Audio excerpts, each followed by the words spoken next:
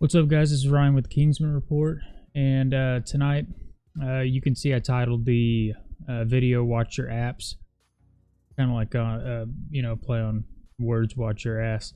Literally, the FBI is warning us that we need to keep an eye on some of our apps because Russian apps could pose a counterintelligence threat. I also have another warning from the FBI on the potential of our smart televisions being hacked.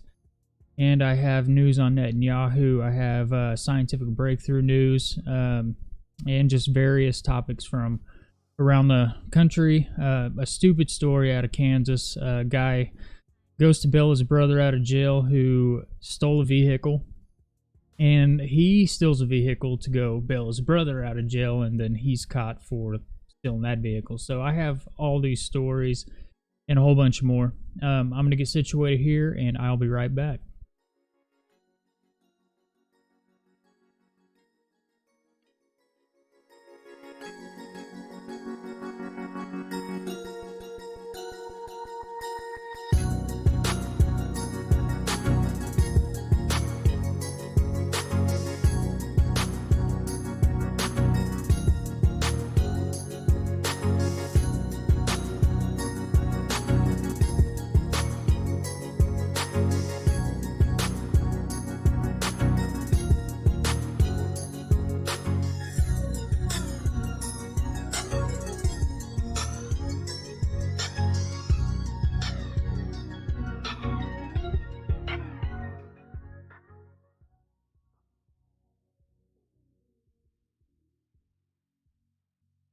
Alright.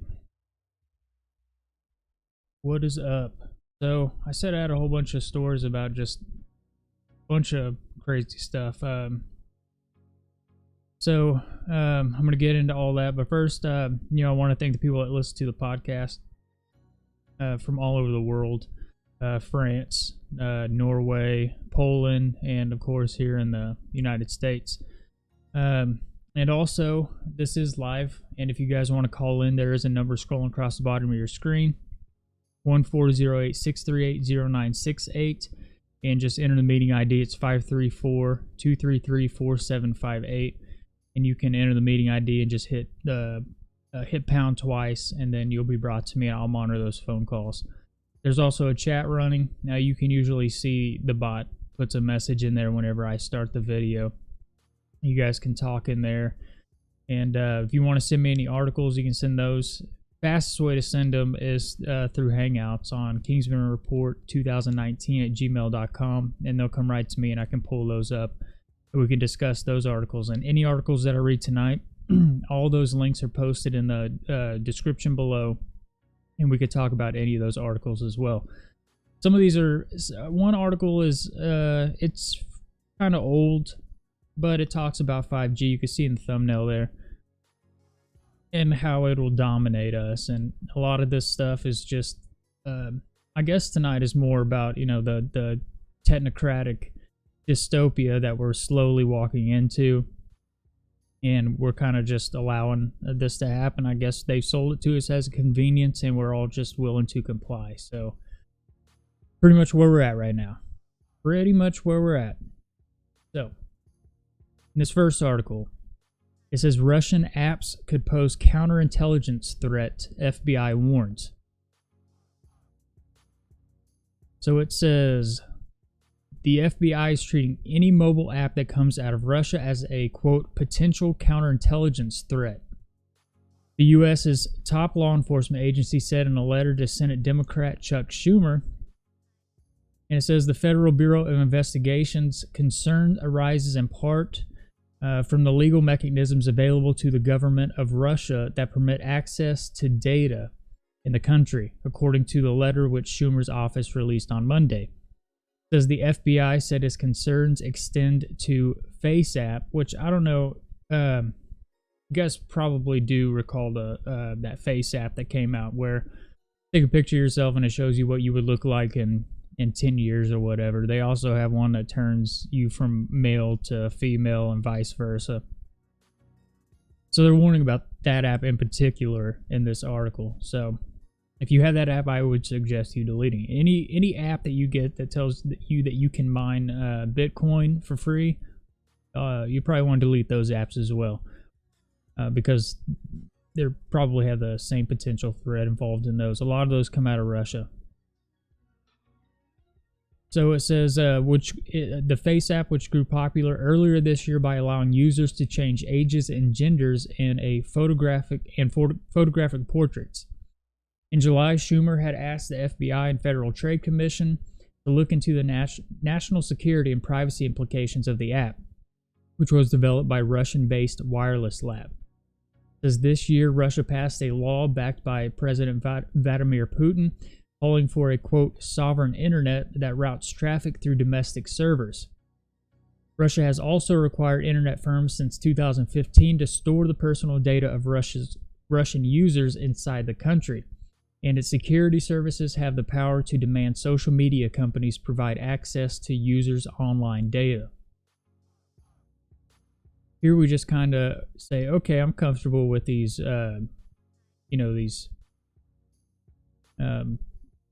things they give us whenever we download an app, and we just click okay, and we're not necessarily reading what we're clicking. They're just outright have access to it. So it goes on to say, Russia's intelligence services maintain robust cyber exploitation capabilities. The FBI said, adding that authorities there can remotely access all communications and servers on Russian networks without request to internet providers. FaceApp didn't immediately respond to a request for comment sent to a general inbox. As the app said, it uploads users' photos to servers in the US, Singapore, Ireland, and Australia, and, quote, removes most photos from its servers 48 hours after submission, according to the FBI. It said when using services like FaceApp, people reveal a lot about themselves, including biometric data, said Jim Baker, a former general counsel to the FBI.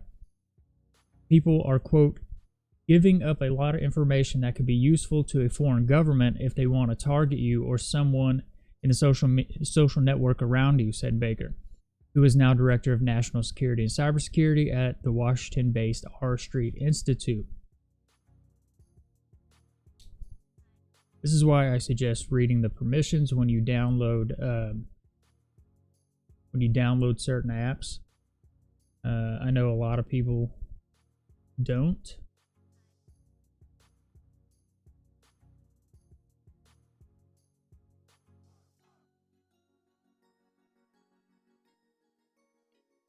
And then that leaves you vulnerable and the people around you vulnerable to potential security threats. So this article, like I said, is old, but it's becoming more relevant now that T-Mobile's about to roll out 5G. I think they're going to be one of the first to roll out nationwide 5G, and it's still not going to be accessible until I think it's December the 6th. But I mean, even if you have a if you don't have a 5G phone, then you're not going to be able to access it. You have to have the 5G compatible phone. And you can go through numerous videos on YouTube where it talks about the horrific things that come along with 5G. I've talked about Sound of Skull technology that they say is embedded in it. People have talked about how it manipulates the DNA, that it was basically a weapon formed by DARPA as means of control through millimeter wave, RF waves. So anyways, so this says how 5G will fundamentally change everything you know about mobile computing from farms to phones. If you don't know, there's statistics out, and I can't really remember what the statistics are on it. But because of AI and computers powered through 5G, I think they're predicting a whole lot of people are going to lose their jobs because of the takeover of artificial intelligence, which it reminds me of the conversation Morpheus has with Neo in the Matrix. It says, if you think we live in a society of instant gratification, just wait until 5G. The 5th generation wireless network reaches more cities worldwide. It says, but first, let's pause to ask a crucial question. Why 5G? The first generation wireless gave us voice, then 2nd G added text, and 3G enabled basic mobile computing. With 4G, we got higher speeds and zillions of apps to help us work and play while we were using our phones. 5G opens the floodgates to download speeds of 1 gigabyte per second, or more than 10 times what we are used to. Movies will download in seconds, YouTube clips instantly. The South Korea and China now lead in the development and rollout, but in the United States, 5G is now in more than 24 cities from Atlanta to Detroit to Indianapolis and Washington, D.C., as wireless companies race one another to expand service. Those networks aren't necessarily ready for prime time. For one, you can't tap into the power of 5G without a new 5G capable phone, and plus 5G relies on a spectrum that is so high millimeter waves it can't go very far. So they use boosters. It says or go through walls, and right now it's expensive to install. It says, but when it does arrive full throttle, and it will be by 2023, 5G will fundamentally change the role of the mobile device. In a 5G world, augmented reality will become truly ubiquitous, so common that technology could be table stakes for businesses like retailers and gyms. A clothing shop, for instance, could use AR to let people see themselves in an outfit in a range of dynamic, immersive environments. A gym could give members graphical biometric readouts to track and optimize their workouts as they happen. The same technology will change live entertainment events. Baseball fans will use their 5G phones to play TV producer, choosing which of multiple camera angles to watch and getting real-time data from cameras that track, say, the velocity and spin rate of pitches. It says in 5G will unleash the bots. A factory manager could install a private 5G network and easily integrate a line of wireless collaborative robots to work alongside humans, making, say, precision machine components for the auto industry. One group of robots could deliver raw materials to production lines, and another could load trailers. With a wider network, they could move with more coordination, anticipating humans in their path and responding to their environment with more immediacy. It says as a result, they will be more reliable and safer, and because the bots will be wireless, it will be far easier to add another production line. Technology will reach everywhere. An indoor vegetable farm could install its own 5G private network and run faster. More fully integrated systems that talk to one another and respond with more autonomy. Be they robots that pick plants or sensors and algorithms that adjust humidity, assesses plant health, tweak temperatures, or manipulate hydroponic growth systems. All this doable today with 4G and Wi-Fi, but 5G will bring more instantaneous communication and a seamless, faster system. Tech firms, banks, hospitals, and other data-intensive companies will have the bandwidth to move enormous amounts of information in real time. In the case of healthcare, 5G is the pathway to digital therapeutics, allowing patients to get treated at home with the help of VR, AR, and mixed reality. Doctors will use remote robots to visit patients in faraway hospitals. Governments, too, will be able to collect more detailed data across geographies and, with the help of algorithms, predict and respond immediately to emergencies such as pandemics or extreme weather events. Combining 5G with mobile apps, sensors, Internet of Things devices, and predictive algorithms could turn notoriously slow local governments into well-oiled operators, with tools that span traffic safety and city services. There is no question that such a high level of surveillance and data capture comes with privacy risk, a particularly important issue. The U.S. cities will need to plan now for how to protect citizens' privacy while advancing new technologies that help them.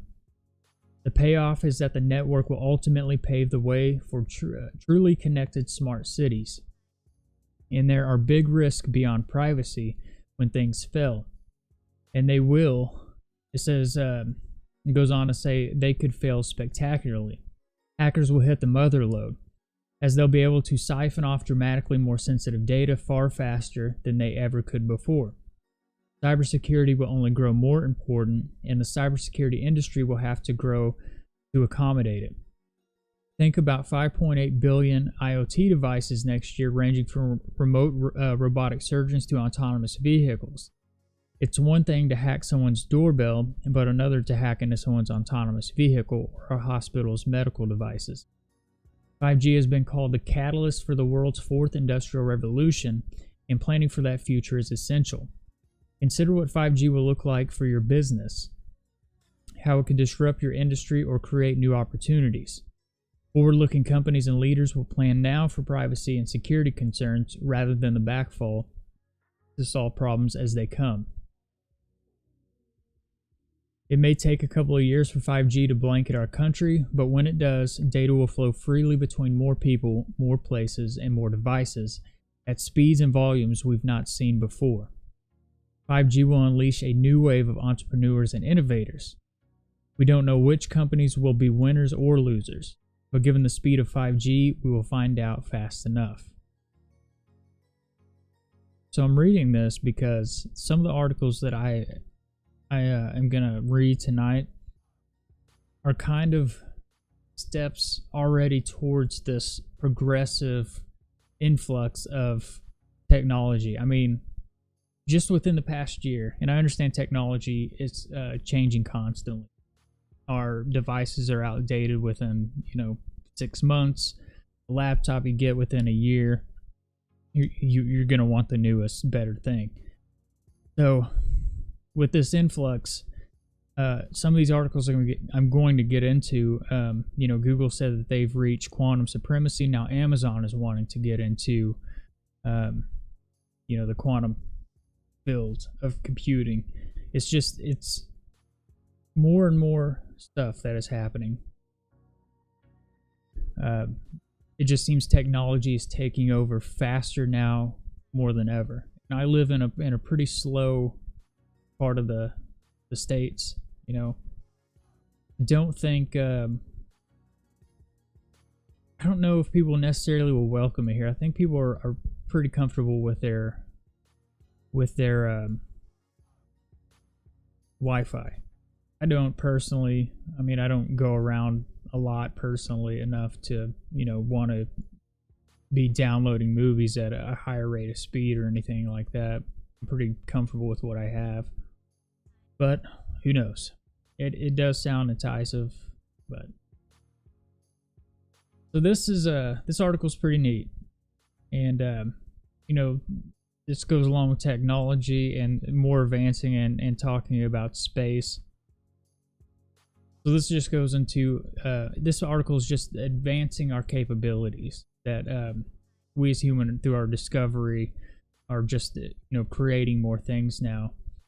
And I just thought that this article was very interesting. It says how to get solar power on a rainy day, beam it from space.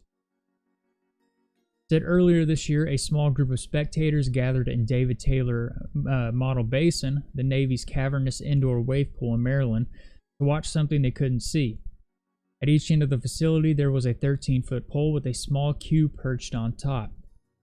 A powerful infrared laser beam shot out of one of the cubes, striking an array of photovoltaic cells inside the opposite cube. To the naked eye, however, it looked like a whole lot of nothing. The only evidence that anything was happening came from a small coffee maker nearby, which was churning out, quote, laser lattes using only the power generated by the system. It says the laser setup managed to transmit 400 watts of power, enough for several small household appliances, through hundreds of meters of air without moving any mass. The Naval Research Lab, which ran the project, hopes to use the system to send power to drones during flight. But electronics engineer Paul Jaffe has his sights set on even more ambitious problem: beaming solar power to Earth from space. For decades, the idea has been reserved for the future, but a series of technological breakthroughs and massive new government research program suggest that faraway day may have finally arrived. Since the idea for space solar power first cropped up in Isaac Asimov's science fiction in the early 1940s, scientists and engineers have floated dozens of proposals to bring the concept to life, including inflatable solar arrays and robotic self-assembly.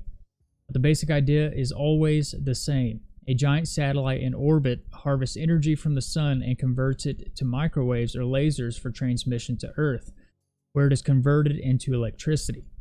The sun never sets in space, so a space solar power system could supply renewable power to anywhere on the planet, day or night, rain or shine.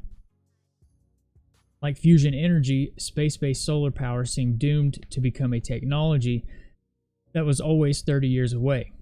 Technical problems kept cropping up, cost estimates remained stratospheric, and as solar cells became cheaper and more efficient, the case for space-based solar seemed to be shrinking.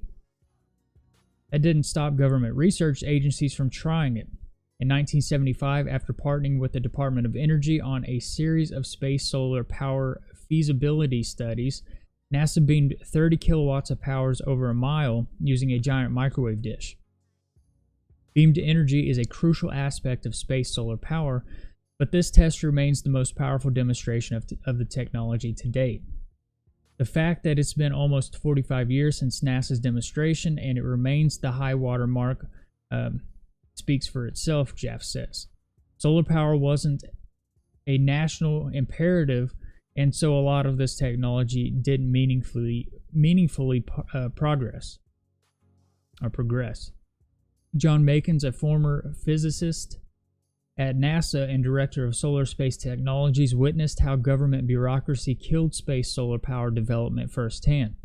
In the late 1990s, Mankins authored a report for NASA that concluded it was time to take space solar power seriously again, and led a project to do design studies on a satellite system. Despite some promising results, the agency ended up abandoning it anyways. In 2005, Mankins left NASA to work as a consultant, but he couldn't shake the idea of space solar power. He did some modest space solar power experiments himself, and even got a grant from NASA's Innovative Advanced Concepts program in 2011. The result was SPS Alpha, which Mankins called the first practical solar power satellite. The idea, says Mankins, was to build a large solar power satellite out of thousands of small pieces. His modular design brought the cost of hardware down significantly, at least in principle. Joff, who was just starting to work on hardware for space solar power at the Naval Research Lab, got excited about Mankins' concept.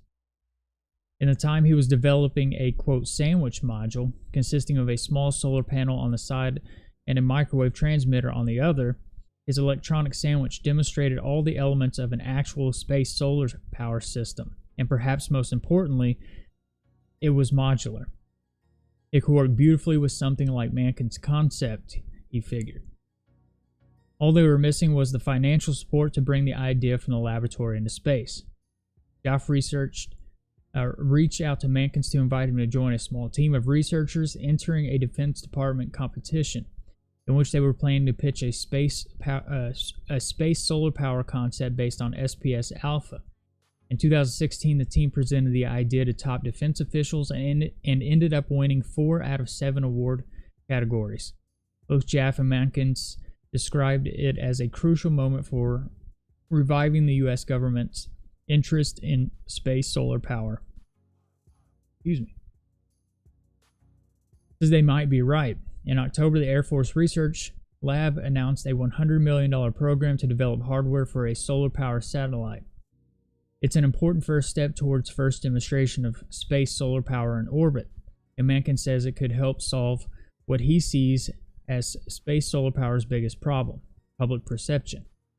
The technology has always seemed like a pie-in-the-sky idea, and the cost of setting up a solar array on Earth is plummeting. But space solar power has unique benefits, chief among them the availability of solar energy around the clock regardless of the weather or time of day.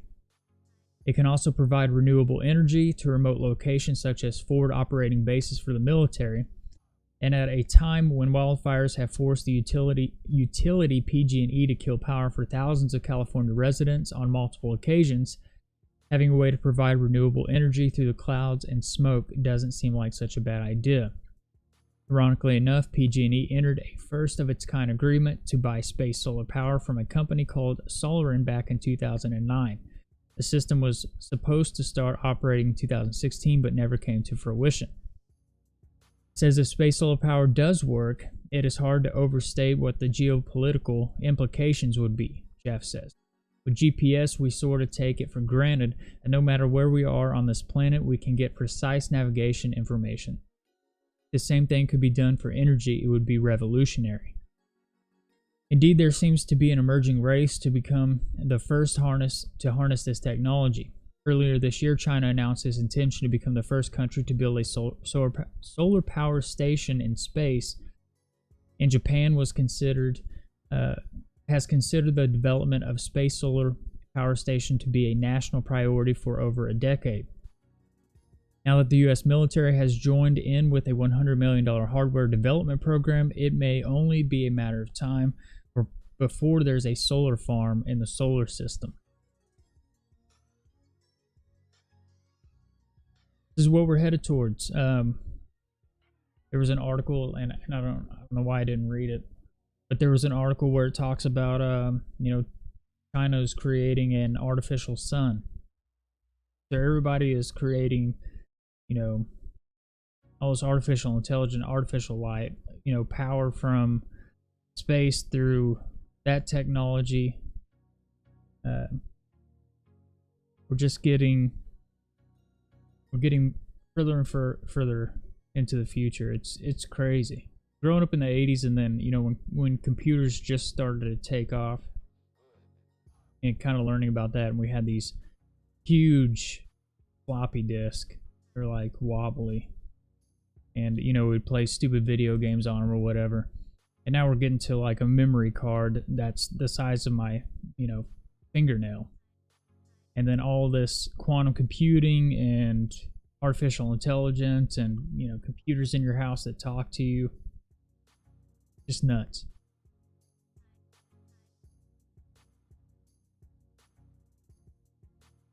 So this article is Amazon joins tech's great quantum computing race.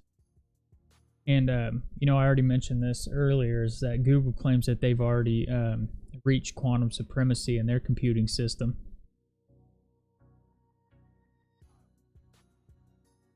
I kind of look for everybody to just start coming out and saying they did it, because a lot of people, after they had made that remark, kind of doubted them on it. So it says the company's AWS unit will allow customers to tap quantum machines from 3 startups, offering follows a similar service from Microsoft. Okay. It says the Everything Store has an Everything Cloud. Amazon Web Services offer more than 160 services from disk storage to satellite control antennas. On Monday, the company said that it would widen its cloud menu to include access to quantum computers. Amazon's first big commitment to a technology rivals, IBM and Google, say it will transform computers' impact on businesses and society. Quantum computers are an embryonic technology designed to unleash more powerful ways to crunch data by encoding it in the odd physics of subatomic particles. IBM, Google, and several startups have built prototype quantum processors and signed up with companies such as Volkswagen and JP Morgan to explore how the new devices might help tasks such as electric vehicle battery development or modeling financial markets. Amazon is now offering to induct companies into the mysteries of quantum computing too. Starting this month, customers will be able to access quantum hardware from 3 startups via Amazon's cloud platform, which has nearly half of the cloud computing market. AWS installed equipment at the facilities of startups D-Wave Systems, IonQ, and Rigetti Computing to link those companies' prototype quantum processors into its vast network of conventional hardware. The quantum computing service is called Bracket, after a notation used in the quantum physics, and also includes quantum programming and simulation tools. Says no one has yet built a quantum computer ready to do practical work, or that appears to be close. Bill Vass, a vice president of technology at AWS, says companies could start experimenting with the technology anyway to prepare for the quantum era.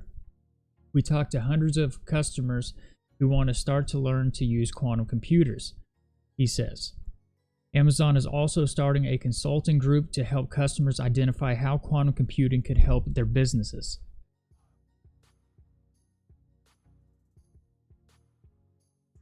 Says Amazon trials rivals in its move to quantum computing. Vass says the quantum project has been in development for about 4 years. Quantum research projects of Microsoft, IBM, and Google are more than twice that old. IBM and Google have built some of the most advanced prototype quantum processors, while Microsoft is betting on a much less mature technology it claims will ultimately prove to be more practical. Amazon is not the first to launch a quantum cloud service either. IBM has offered access to its own quantum hardware over the internet since 2016, and Google says it will soon do the same. Microsoft, whose cloud computing business ranks second behind Amazon, became the first company to announce it would offer access to multiple forms of quantum hardware last month.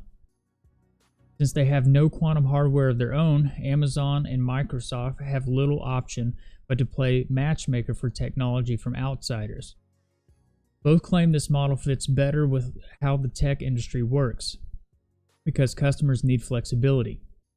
Having multiple machines and technologies available is much better than forcing someone down a single choice of hardware or software, Vass of Amazon says, in the same way that the company offers cloud customers many different processor and software choices. Amazon says it has tested programs that involve 2 different quantum processors and conventional computers all working together.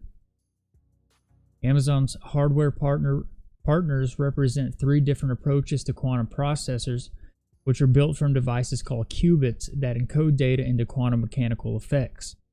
Bay Area startup Rigetti uses superconducting circuits, the same approach as IBM and Google.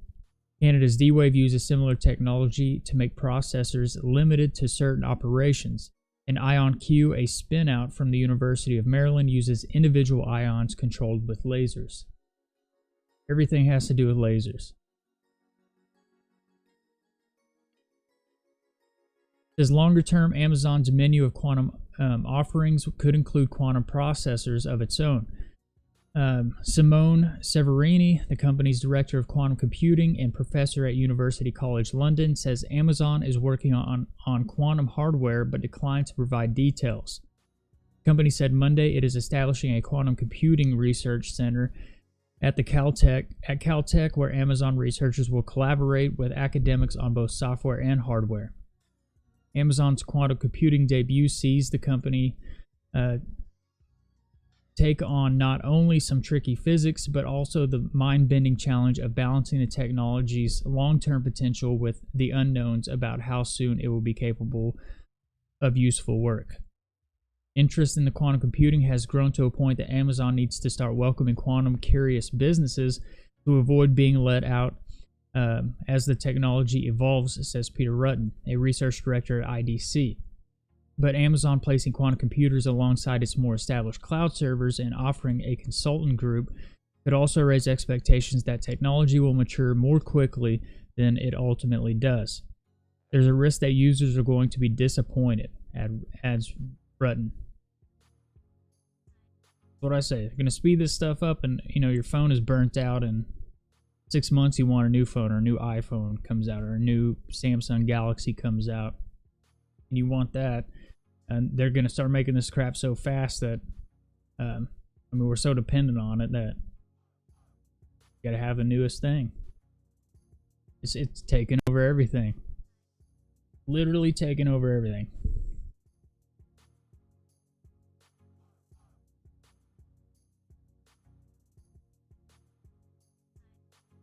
So, of course, I'm going to have news on what's going on in the Middle East.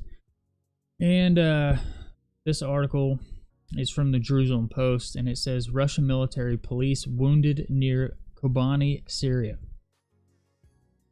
It says 3 Russian military police were wounded in Syria when an improvised explosive device, or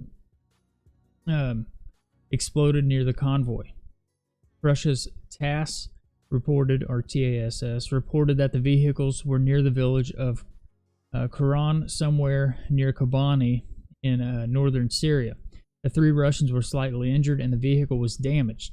The vehicle was to be part of a joint patrol with Turkey. Since October 22nd, Russia and Turkey have carried out joint patrols in Syria. Russia and Turkey signed a ceasefire agreement, and Turkey is supposed to pause its operations in Syria. Turkey had carried out an invasion after U.S. forces left a part of northern Syria, and Turkey attacked the U.S.-backed Syrian Democratic Forces. Today, the SDF have been in discussions with Russia and are also working with the U.S.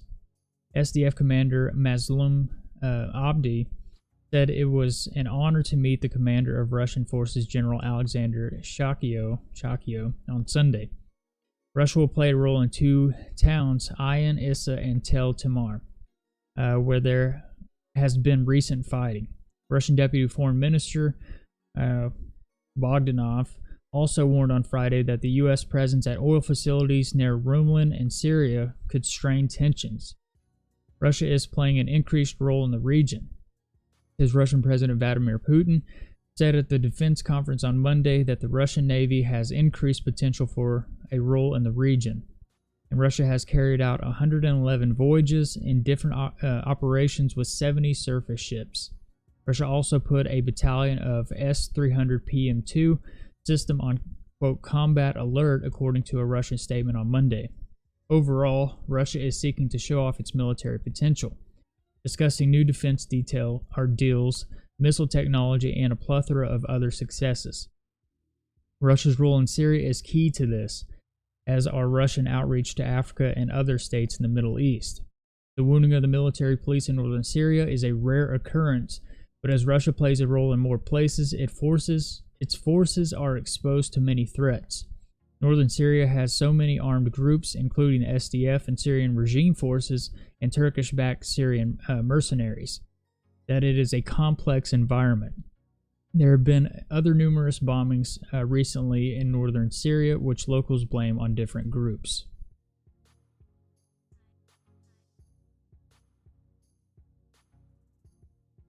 I just kind of follow what's going on over there, so to me, it's interesting, but I just kind of follow what's going on over in the Middle East, kind of keep up with it. Such as this.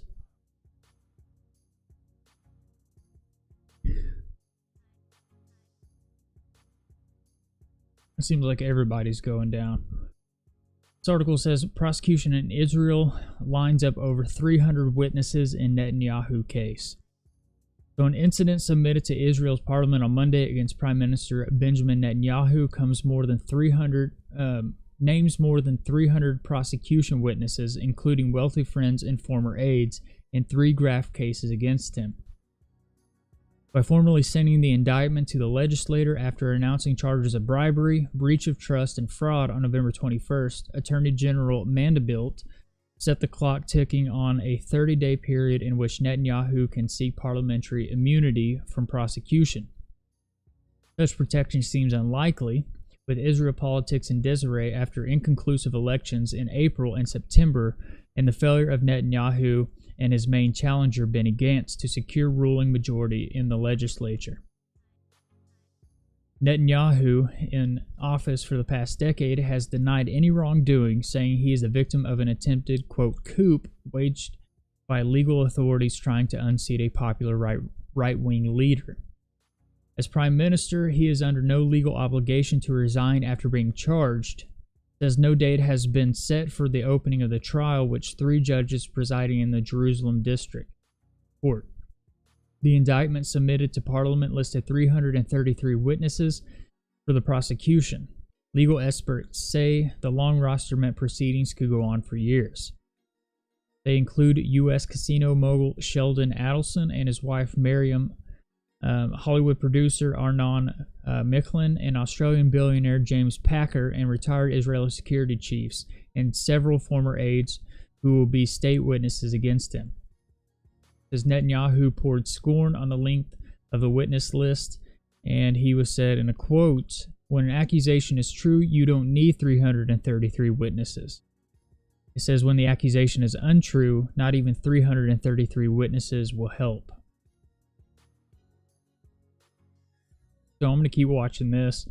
I think what happens with this going on here is going to tell a lot about the future of what happens in that region, not just in Israel, but throughout the entire Middle East.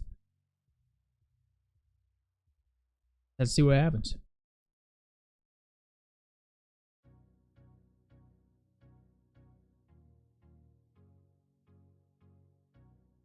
So I've mentioned this, and I talk about PG&E a lot. I have people from California listen to the podcast. They watch the videos, not necessarily live, but they watch the videos afterwards and comment on them a lot. So after the whole PG&E thing, I said, we'll just wait for the government to step in and say that, the government should take over PG&E. And that 2 days after I said that, they came out and said that they wanted to do that. And then this article comes out today. It says California should take over PG&E and possibly other utilities, former top regulators say. This is following a string of utility-sparked wildfires that have killed scores of Californians and destroyed billions in property. A former top regulator of California's electrical grid says it's time for a sweeping change, a public takeover of Pacific Gas and Electric and possibly other private utilities, which should be transformed into state-powered company. Loretta M. Lynch, former president of the California Public Utilities Commission, said she was fed up with a system that failed to hold giant investor-owned utilities accountable for massive wildfires and sprawling blackouts. I think the only way to effectively protect all California families and businesses is to create a statewide power company that is state-owned, Lynch said in an interview. That stance is stepped beyond what many public officials, including Governor Gavin Newsom, have been willing to publicly consider. Newsom has threatened a public takeover of PG&E, the state's largest utility, if the company doesn't quickly emerge from bankruptcy with a plan more focused on safety and reliability. He has stopped short of discussing a unified public power authority, though he has appointed a team of energy advisors to review all options. As Lynch said, a public takeover of PG&E was a good place to start wresting power delivery from private hands. She said her 5-year tenure at the Utilities Commission and intensive academic study had persuaded her that, quote, public power is generally cheaper, safer, cleaner, with some exceptions, and more reliable. The state has the legal power and the leverage to take over PG&E, Lynch said, particularly given the utility's bankruptcy filings earlier this year and the behemoth's obligation to follow the directives of a federal judge after its criminal conviction in a 2010 gas line explosion that killed 8 in San Bruno, California. The only thing that's lacking now, Lynch said, of a takeover is, quote, the political will to do it. Public officials, including Democratic state Senators Jerry Hill of San Mateo and Scott Weiner of San Francisco, have been talking about a public takeover of PG&E, a move supported by other lawmakers such as U.S. Representative Ro Khanna, I guess, from Fremont. It says, but there has not been a significant public discussion of shifting the rest of the statewide grid into public hands, in part because of the hurdles and costs involved. Those became apparent when PG&E last month rejected a $2.5 billion offer from the city of San Francisco to buy the utility's power operations. PG&E's chief executive Bill Johnson said the offer undervalued assets in the city and would not serve the company's customers. Lynch said she would, quote, reserve for the future the question of whether a state-run utility should be expanded beyond Central and Northern California, where PG&E serves 16 million people. Her remarks come nearly 15 years after she left the Public Utilities Commission, following 5 years in which she infuriated industry giants such as PG&E in Southern California, Edison, with her positions during California's energy crisis. She also alienated the man who appointed her to her post, Governor Gray Davis, while consumer advocates praised her as a maverick willing to buck powerful interest. Since leaving the commission in 2005, the Yale-educated lawyer has seldom relented in her call for greater scrutiny of the investor-owned utilities. Her incredulity has peaked in recent weeks, given that she sees as the electric company's inadequate wildfire mitigation plans and PG&E's attempts to use its bankruptcy to evade its responsibilities for the fire disasters and fragility of its electrical system. It says the utilities, not surprisingly, cut corners because they can make a better profit if they plow the money that the ratepayers give them into the latest shiny toy, like smart meters, Lynch said, referring to the digital devices that measures electrical usage.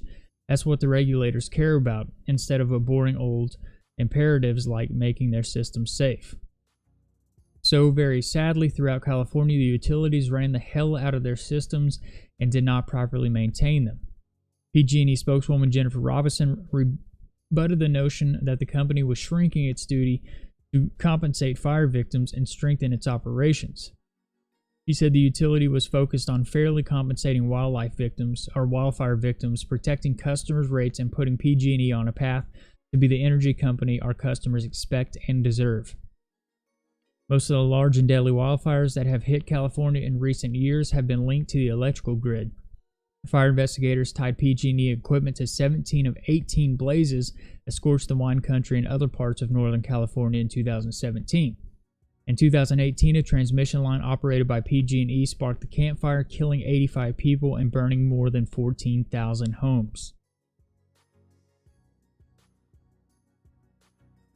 If you guys want to read the rest of the article, the link is in the description, but keep saying it, this is what they want. They want to take over the commodities, all of this stuff, and you can read all of this stuff, and or you can listen to it, and those links are in the description of that video as well. But I did a video about Agenda 2030 and Agenda 21, and all of this stuff is part of that.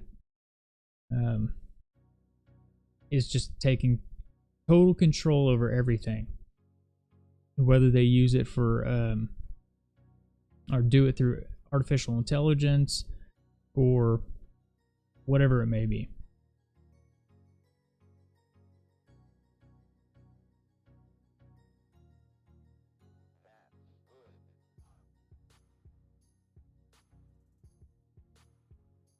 This article says Amazon lets doctors record your conversations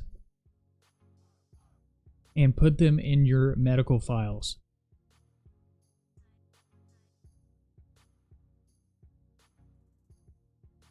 This is what I mean, just more technology, being introduced in our lives. It says Amazon's next big step in healthcare is with voice transcription technology that's designed to allow doctors to spend more time with patients and less time at the computer. At Amazon Web Services event conference on Tuesday, the company is launching a service called Amazon Transcribe Medical, which transcribes doctor-patient interactions and plugs the text straight into the medical record. Our overarching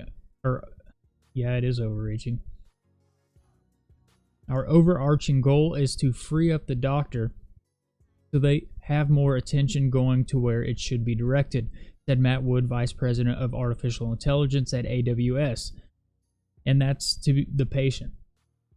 So the last year, AWS introduced a related service called Amazon Comprehend Medical, which allows developers to process unstructured medical text and identify information such as patient diagnosis, treatments, dosages, symptoms and signs, and more, according to a blog post.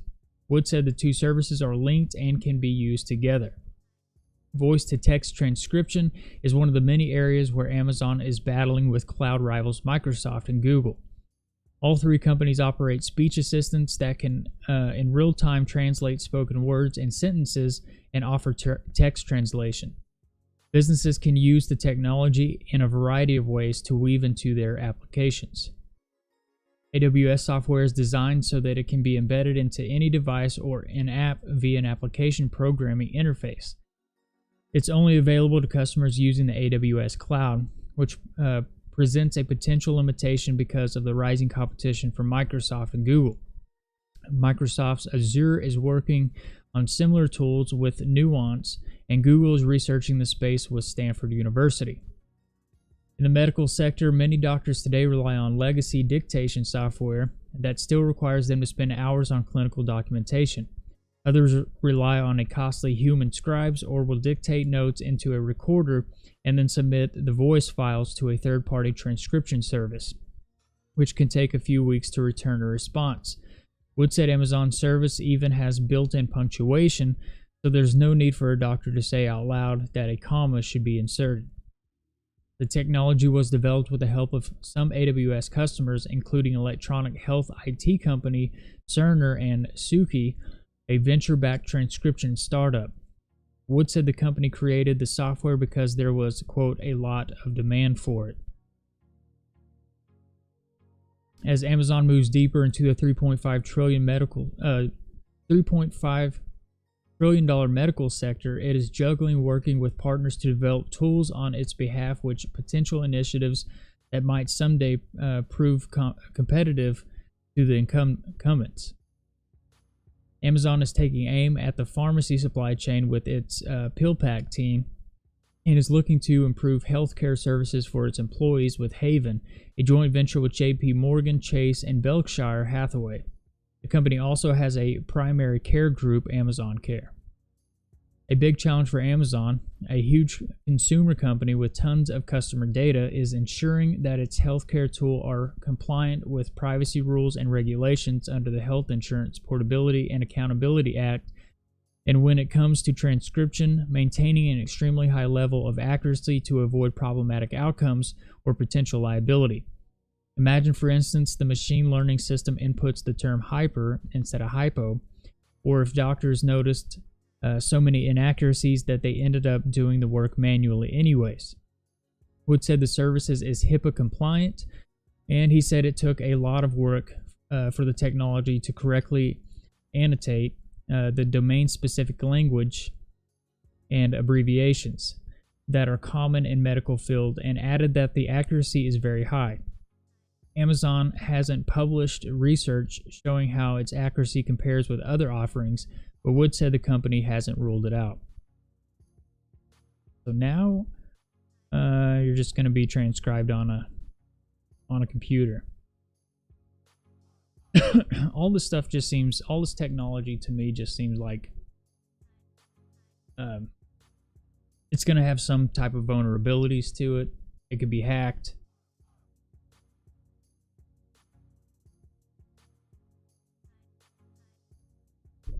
I'm sure that it probably can. Where there is a will for criminals, there is a way. So, this is the first warning was about the apps coming out of Russia. So, this is a warning from the FBI, and it issues a warning about smart TV. So, just like your laptop, your cell phone, your TV is basically now a gigantic smartphone. It has apps in it. It has, Netflix, YouTube, a various amount of Hulu, streaming apps galore. Well, now your TVs can actually be hacked. So it says one of the most popular items on people's Christmas list could potentially allow hackers to access to homes, the FBI is warning. The smart TVs, which have the capability of connecting to an internet for streaming services and apps, could be used by cybercriminals to access your home via the device's camera or microphone. Now, you guys will see me look up a lot. It's because I use my second screen as a television. I don't have a camera and a microphone in this TV, or at least that I'm aware of. I don't have it. But, I mean... I don't even like having this camera. I cover it. I don't even have it like looking around even when it's off. I cover the one on the computer as well, but more invasive crap here. It says beyond the risk that your TV manufacturer and app developers may be listening and watching you, that television can also be a gateway for hackers to come into your home.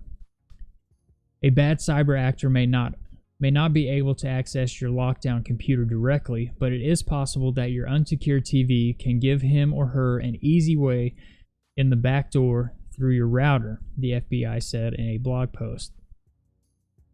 That hackers can also take control of your unsecured TV, the agency said. At the low end of risk spectrum, they can change channels, play with the volume, and show your kids inappropriate videos.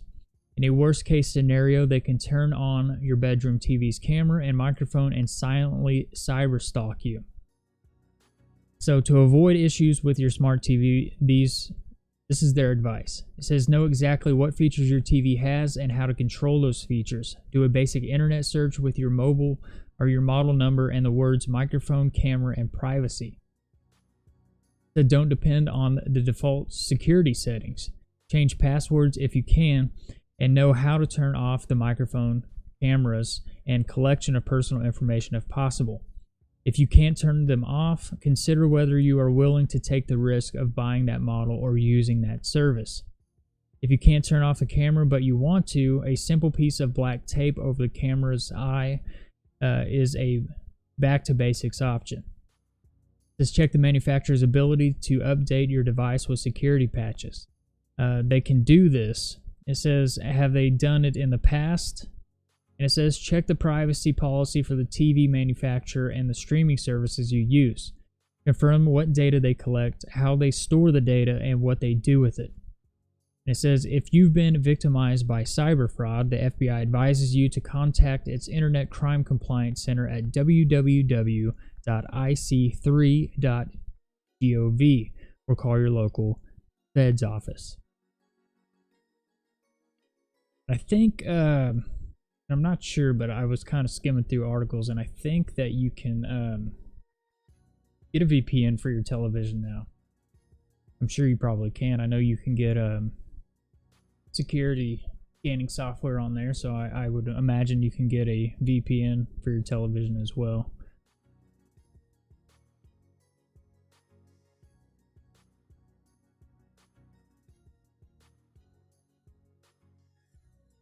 So this is a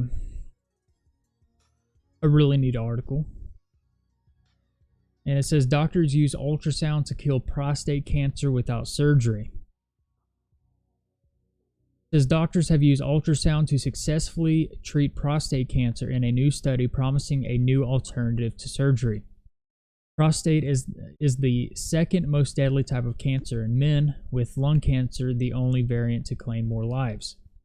Treatment is challenging because surgery and radiation can leave men incontinent or impotent. It says, however, a pioneering new technique avoids the risk by using a rod-shaped device inserted into the urethra while guided by magnetic resonance to administer precise bursts of ultrasound.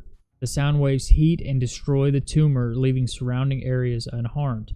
The new study was presented at the annual meeting of the Radiological Society of North America and involved 115 men with localized prostate cancer. After treatment with ultrasound, clinically significant cancer was eliminated in 80% of the group, with 65% having no signs of cancer after 1 year. Most of the men also saw reduced blood antigen markers for prostate cancer, and overall no bowel complications were reported. Study co-author Stephen Rahman, professor of radiology and urology at the University of California at Los Angeles, said it's an outpatient procedure with minimal recovery time. We saw very good results with the patients, with a dramatic reduction of over 90% in prostate volume and low rates in impotence, with almost no incontinence. So the process, called Pulsa Pro, has been approved for clinical use in Europe. That'll be awesome if they actually start using this procedure.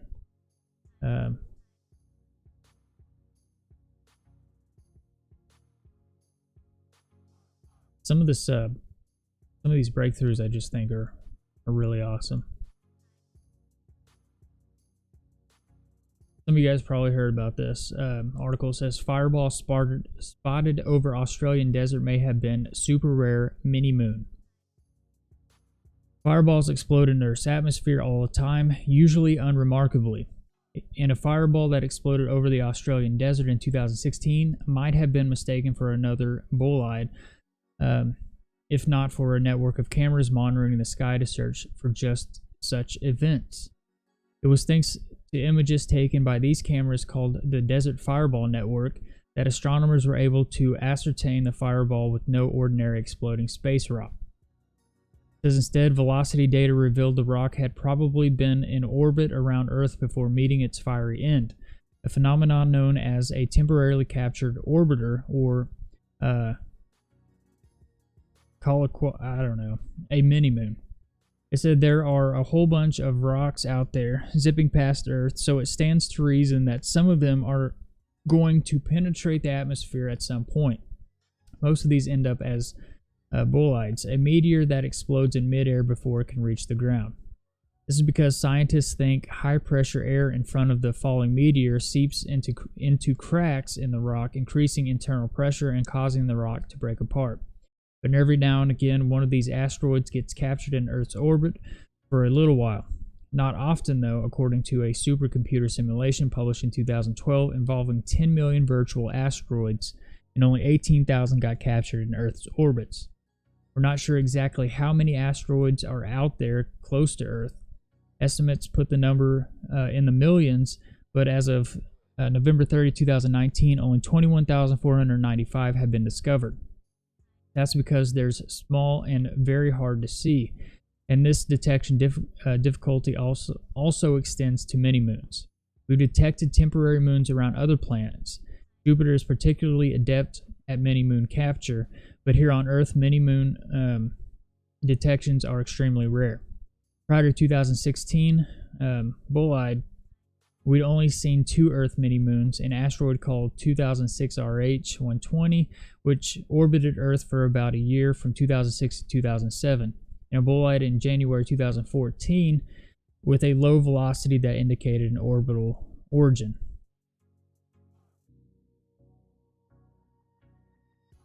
It says with 6 cameras spanning hundreds of kilometers across the Australian desert, the fireball that streaked across the sky on 22nd August 2016 was observed in great detail.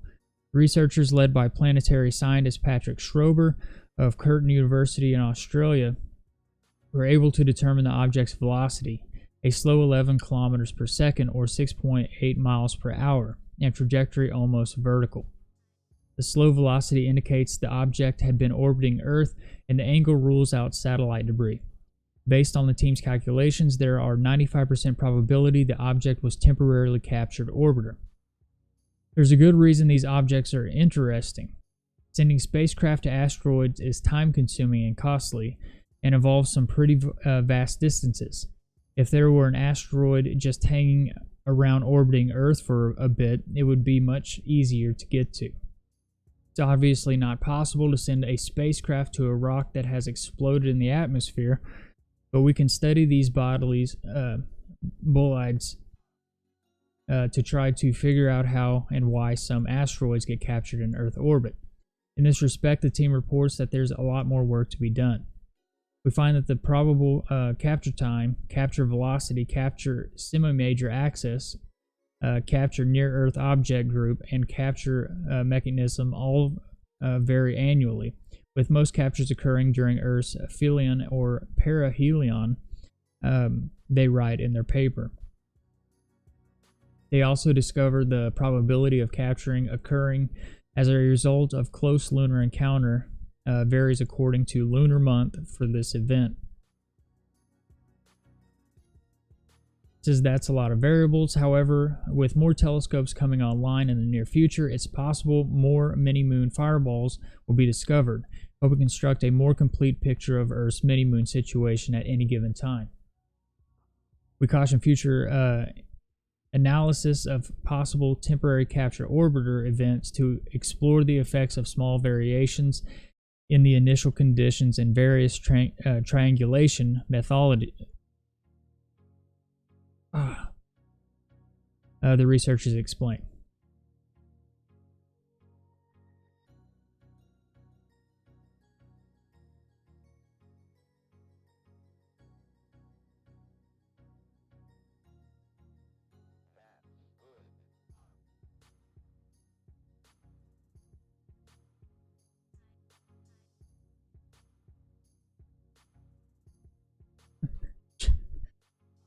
Chuck. Yes, he does. I don't really talk about. I mean, I don't like that dude. I think he's a clown and a pervert and a pedophile, and I don't try to give those guys even a time of day or mention their names or any of that crap.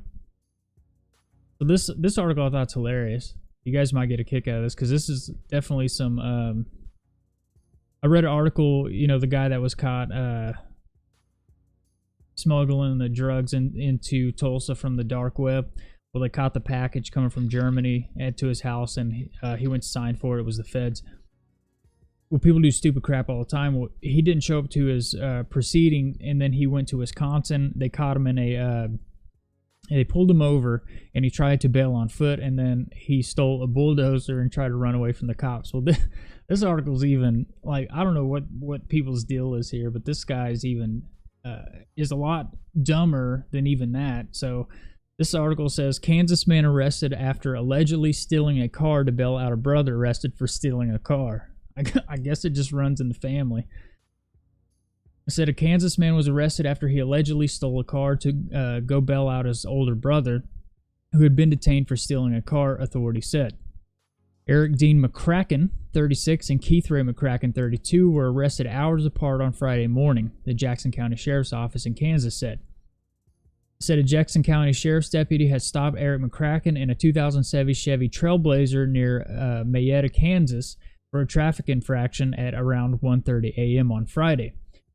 It says he was arrested at the scene for driving with a suspended license and was taken to jail. The sheriff's office later determined the Trailblazer had been stolen, and after discovering it was registered not to Eric McCracken but to an address in Meridian, the vehicle's owner was not aware it was missing at the time McCracken was stopped, but later reported it stolen. This is when it gets good. Then shortly after 5 a.m., the sheriff's office said it was alerted by a Shawnee County Sheriff's Office of a stolen 2015 Chevy Silverado they were tracking that was headed north of U.S. Highway 75. An off-duty Jackson County Sheriff's deputy began following the vehicle into Holton, where a police officer tried to stop the vehicle, but it fled the scene by driving through yards before stopping behind a former County Mart store. There, the driver fled the vehicle on foot, the sheriff's office said. A perimeter was set up, and a K-9 belonging to the Jackson County Sheriff's Office began to track the suspect, later identified as Keith McCracken. Undersheriff Gerald Chapman spotted him inside the Casey's General Store on Arizona Avenue, and deputies and police officers took him into custody. It is believed that the younger McCracken was en route to the Jackson County Jail to post bail on his older brother, brother in a stolen vehicle. He said the brothers, both of Topeka, Kansas, were booked into Jackson County Jail awaiting bond, the sheriff's office said. Eric McCracken is charged with driving while suspended and possession of a stolen property, and Keith McCracken is being held on charges of fleeing and eluding law enforcement officers, reckless driving, and driving while suspended and possession of stolen property. Look at these guys. It says authorities say Keith Ray McCracken left and was arrested on his way to bail his brother out.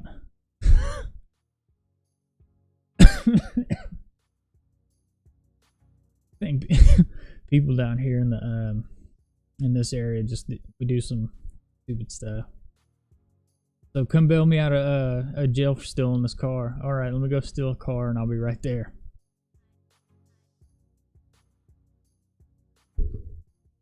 And destroys the myth of Florida man.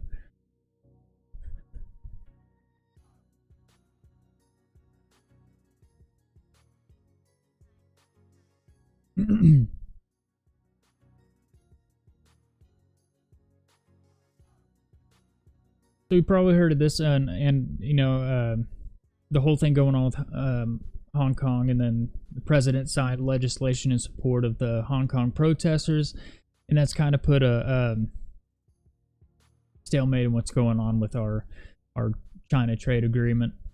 And since that's all happened, now China suspends U.S. Navy visits to Hong Kong. More tensions.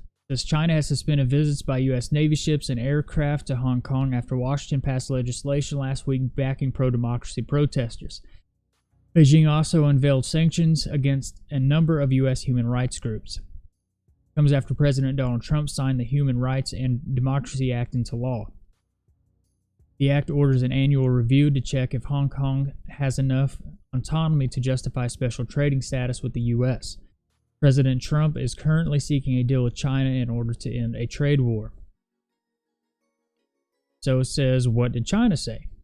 The foreign minister said it would suspend the reviewing of applications to visit Hong Kong by U.S. military ships and aircraft from Monday, and warned that further action could come. We urge the U.S. to correct the mistakes and stop interfering in our internal affairs, ministry spokeswoman Hao Shunying told reporters in Beijing. That China will take further steps if necessary to uphold Hong Kong's stability and prosperity and China's sovereignty. Non-governmental organizations targeted by sanctions include Human Rights Watch, Freedom House, the National Endowment for Democracy, the National Democratic Institute for Internal Affairs, and the International Republican Institute. They shoulder some responsibility for the chaos in Hong Kong, and they should be sanctioned and pay the price, said Miss Howe said, without specifying what form the measures would take. What effect will this ban have? Several U.S. Navy ships usually visit Hong Kong every year, although visits are sometimes suspended when ties between two countries become strained. USS Blue Ridge, the amphibious command ship of the U.S. 7th Fleet, was the last American Navy ship to visit Hong Kong in April. Mass protests broke out in semi-autonomous territory in June, and Chinese officials accused foreign governments, including the U.S., of backing the pro-democracy movement. In August, China rejected requests for visits from the guided missile cruiser USS Lake Erie and transport ship USS Green Bay, but did not give specific reasons. In September last year, China refused a U.S. warship entry to Hong Kong after the U.S. imposed sanctions over the purchase of Russian fighter aircraft. And in 2016, China blocked the nuclear-powered aircraft carrier USS John C. Stennis and its escort ships amid a dispute over China's military presence in the South China Sea. Michael Raska, a security expert in Singapore's Nanyang Technological University, said that from a military point of view, the U.S. could not be affected by the latest ban, as they can use many naval bases in the region. However, it sends a signal that U.S.-China tensions will continue to deepen, he told AFP news agency. So it says, what did the U.S. do? It says protesters celebrated on the streets of Hong Kong after President Trump signed the act last week. However, China quickly warned the U.S. it would take firm countermeasures. The new law required Washington to monitor Beijing's actions in Hong Kong, and the U.S. could revoke the special trading status it has granted the territory if China undermines the city's rights and freedoms. Among other things, Hong Kong's special status means it is not affected by U.S. sanctions or tariffs placed on the mainland.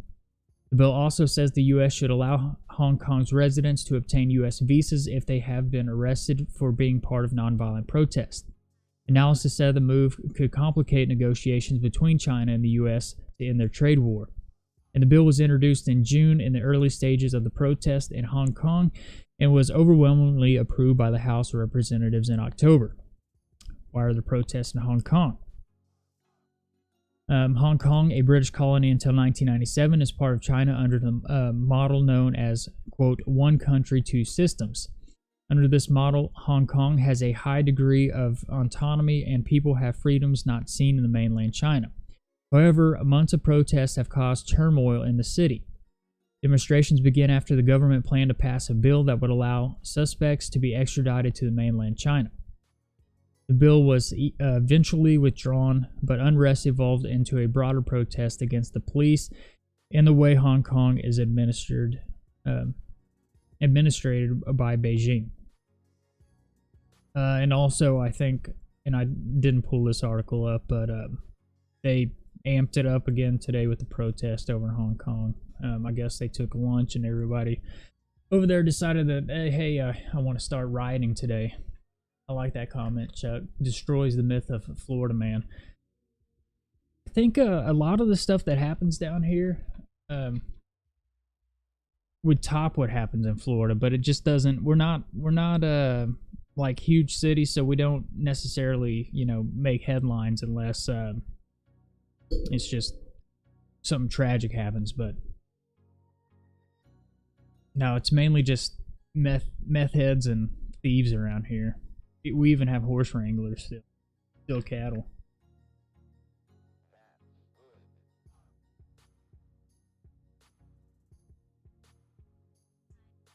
Everything goes on down here.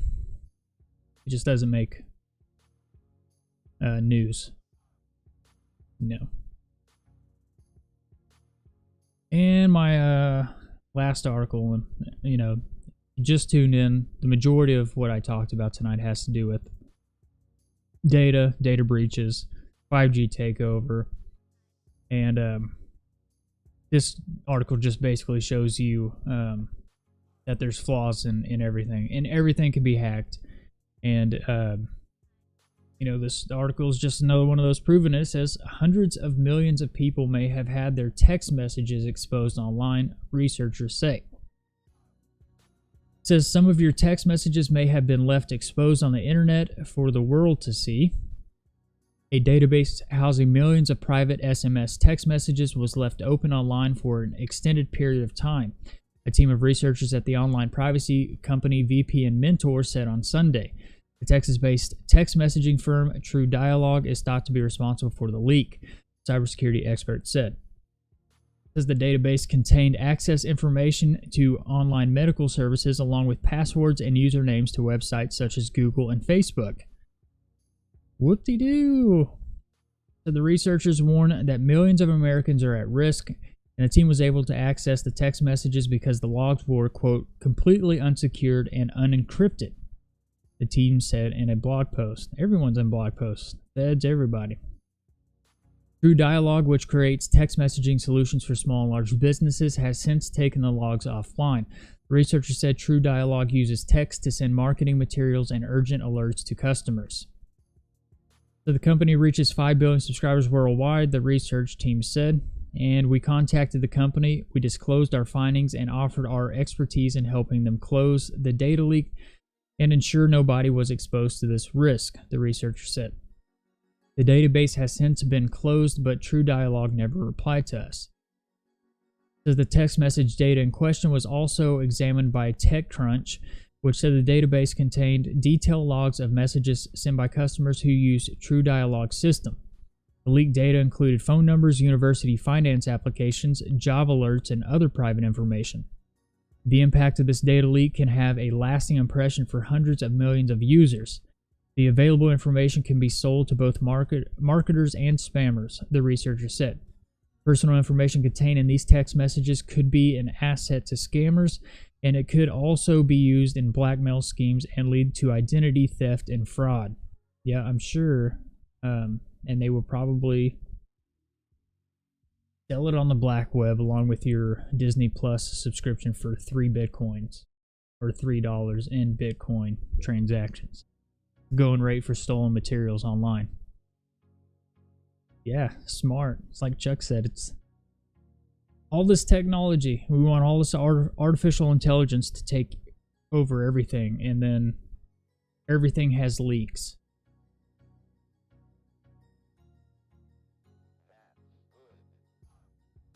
Oops.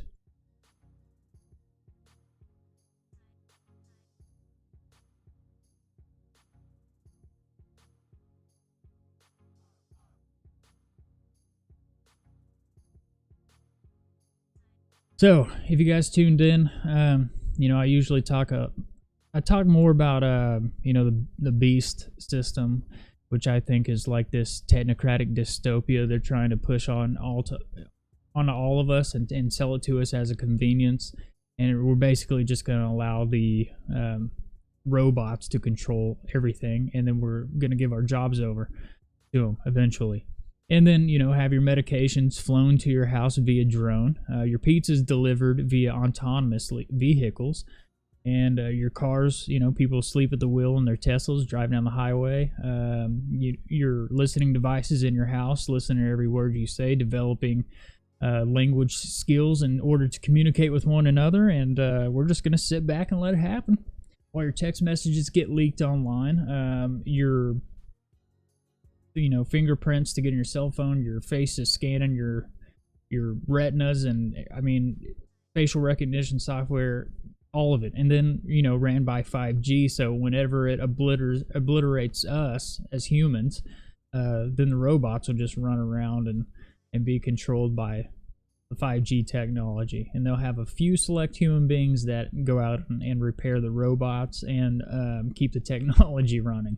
But it's like some I don't know, like Orson Welles crap, or it's insane. It's just crazy to think that we got into a world now where everything that we do is ran by computers. Our jobs are ran by computers. We're just so dependent upon it now. Hell, I mean, I got a Bluetooth speaker in my shower. Just, I'm not gonna lie. I mean, I have a Alexa. I use the technology, but I just think it's crazy.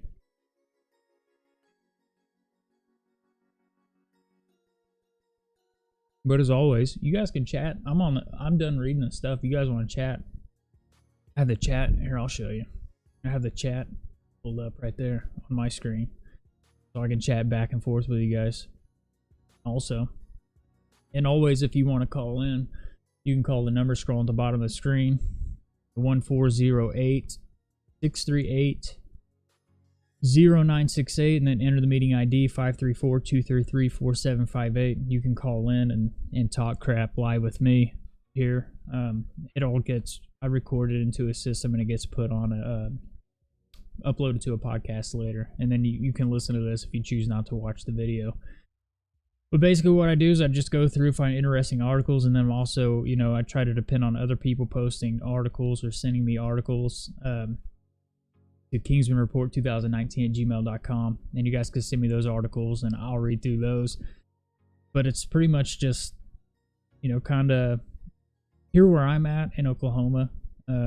People aren't necessarily, we're computer savvy, but we're not too worried about what's going on around us with, being in a 5G city or necessarily relying on technology, I guess, as much as other people do, or other societies around us or communities around us do. We just we use a little bit of it, but we don't really get into it. I think that's pretty much all I have for tonight. I'm going to check, since I'm on here still, I'm going to check Twitter and see if there's any breaking news.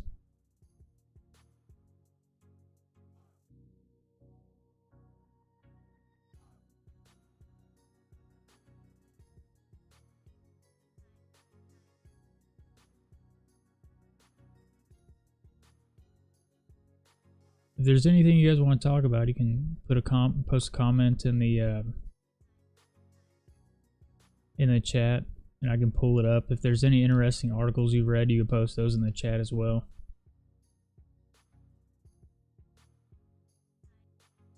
But that thumbnail there, it says 5G on it, and I talked about it earlier and what it would do to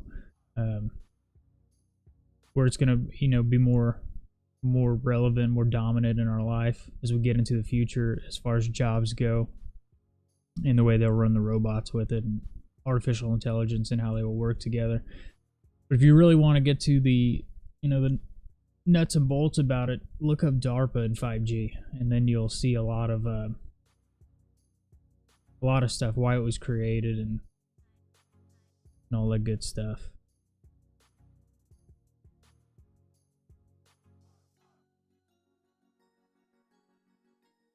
I don't really see anything happening as far as breaking goes.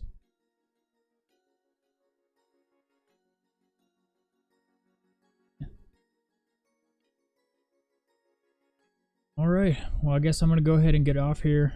If you guys like the video, go ahead and like it. If you haven't subscribed, subscribe to the channel.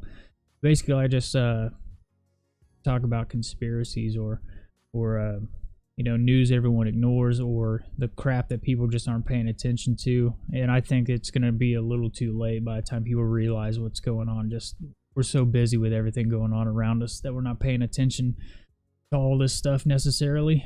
So I'm going to go ahead and sign off here. Like I said, if you guys want to call in, the number's always scrolling across the bottom of the screen. You can chat in the chat room.